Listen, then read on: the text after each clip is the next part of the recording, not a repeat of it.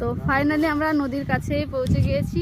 এখন জোয়ার না থাকায় নদীটা পুরো শুকনো লাগছে, আর কিছুক্ষণের মধ্যে মানে প্রায় 12টার দিকে জোয়ার চলে আসবে, তখন পুরো নদীটা জলে ভর্তি হয়ে যাবে। 1 জানুয়ারি, তাই সবাই এখানে অনেকে পিকনিক করতে এসেছে।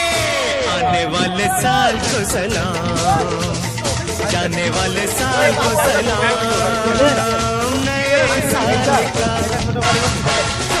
नए साल का पहला जाम आपके नाम।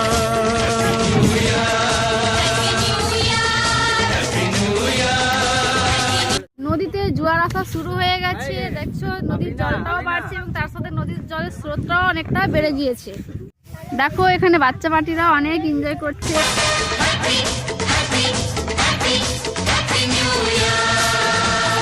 नए साल का